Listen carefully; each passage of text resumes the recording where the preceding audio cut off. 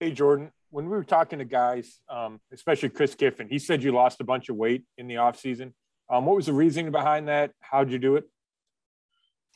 Just honestly, just wanted to come in a little lighter, feeling better, being able to run a little bit more, just things like that. So it wasn't anything, out of the ordinary, just coming in more fine-tuned.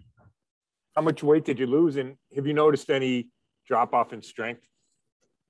I lost about 20 pounds. I'm 285 right now. So, yeah, there's going to be a little loss of strength with that, but it's coming back, just staying in the weight room. That's about it. Thanks. Thank you, Scott. Our next question will go to Dan Lobby. Hey, Jordan. On the inside, we talk about Miles and Jadeveon a lot, but on the interior of this defensive line, how important is it for you guys to be able to create pressure?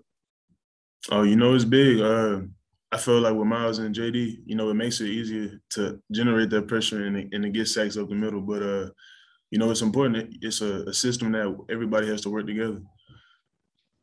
Is that almost like, like I said, we talk about those ends helping each other, but is it almost more important that like you guys help the ends and then they help you? Yeah, we just, like you just said, we're working together, everybody helping each other out. Sometimes we might, bring a sack to them. Sometimes they might bring it to us. But at the end of the day, it's a system. It all works together. Thank you. Thank you, Dan. We'll go to Mary Kay Cabot next. You muted. Oh. Can you hear me or no? I can hear you. Okay.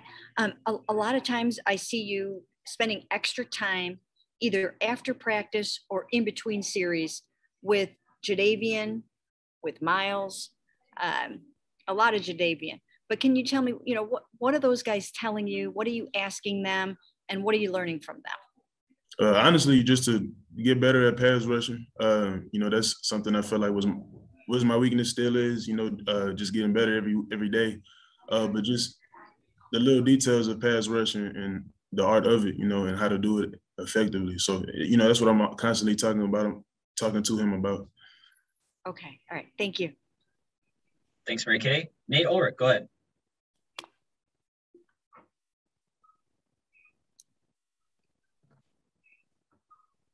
Hey, Jordan.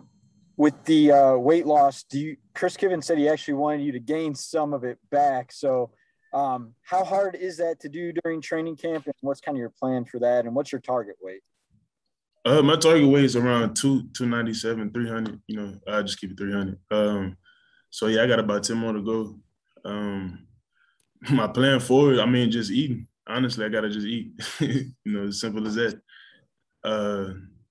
Yeah, but just being consistent with that, staying in the weight room and putting on lean muscle. So, but I would think during training camp you're burning a crazy amount of calories. So, like, how much are you eating? Do you have like a calorie count, or what's? It's been a challenge to gain. I want to gain the right weight, so it's been steadily coming up. But yeah, it is a challenge. Like, especially during camp, you're burning a lot of calories, and you don't have a lot of time to really intake as much as you want. To gain weight. So it's a process. It's coming. Thank you, Nate. Jeff Shadell, you have our next question. Hey, Jordan, we always hear between the first year and second year is when players are supposed to make a big jump. So what have you improved in most from last year to now? Just consistency in the run game. Better at my pass rush, not where I want to be, but better than last year, definitely. Thanks, Jeff. Marla Ridenauer, go ahead. Yeah, Jordan, with losing Sheldon and Larry, do you kind of see like this is kind of your time to show, kind of not just make another step, but kind of break out, kind of thing? I'm gonna just play the role that that's in front of me. I'm not thinking about all those things. Really, just doing what I can do, the best that I can do. You know what I mean? Whatever happens after that, that's what happens. But yeah, I'm not really too focused on what is gonna look like as far as how people perceive me and all that. I'm just doing the best that I can do on a daily basis. So. And excuse me if I'm got you confused, but I thought Chris Kiffin said you ran a lot. I mean, so what was kind of going through your mind when you were doing that, when you were, in the off season? Just, being better at pursuing the ball. That was something last year that I had a few plays, downfield, tackling people, but, I could be a lot better. So that was kind of my idea behind it. Thank you. Thanks, Marla. Mary Kay Cabot, back to you. Hey, Jordan, what can you learn from a longtime veteran like a Malik Jackson? Has he kind of taken you under his wing a little bit? And if so, what are the messages that he's giving you, and what are you taking in? Honestly, he's a leader by example. Somebody that, just persistent, that's kind of lesson I'm learning from him just by observing him, just continue to go, continue to pursue, the greatness that's in you. So, I'm thankful for him being a veteran, a good veteran, I should say, and just being a good example.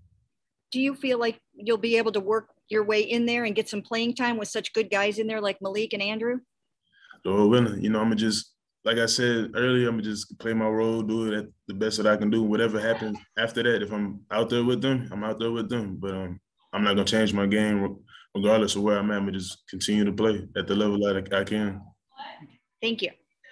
Thanks, Mary Kay. Scott Petrick, go ahead. Hey, Jordan, last year was such a weird year. When you look back on it, what stands out about it, maybe even on and off the field for you? Really just how much of a recluse I was last year, because of COVID. It's definitely inside a lot.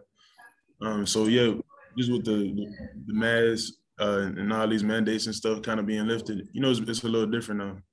So, I mean, and on the field, you obviously played some, but not a ton. Like, what was the one thing that stands out? Like, I don't know, NFL was so much different, or I can fit into this league. I'm sorry. Can you ask one more time? I'm sorry. Was there kind of like a moment where you said, "Okay, I'm in the NFL and I can handle this," or was there a moment where you felt even overwhelmed, maybe that the competition was so much different?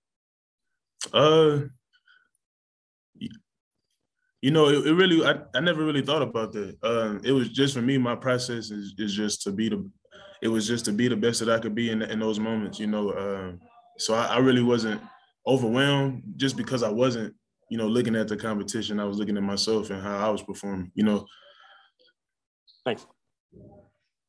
Thanks, Scott. We'll take one more. We'll go to Nate Ulrich.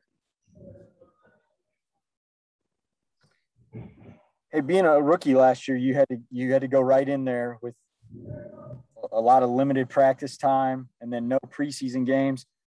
How are you viewing the preseason game coming up? Do you think that can be valuable for you?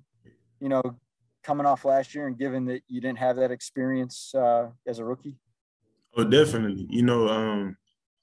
Just with experience, the more that you're out there and going against, full speed competition, like it just helps you. It helps you grow and take the next step, each time. So I'm definitely looking forward to Saturday and, just going out there and showcasing.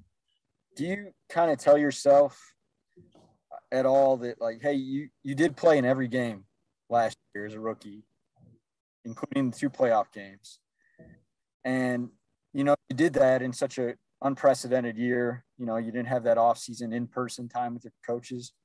Do you kind of tell yourself that you really have an opportunity to take a big step this year because you have this time with the coaches? You're going to have preseason games. Do you tell yourself that you're going to benefit from that and take the next step? Oh, yeah, definitely. Just like I just said, we didn't have a preseason last year, so this is a time for, extreme growth. Preseason games, just meant to, knock off the rust and really show people, that you belong in this league.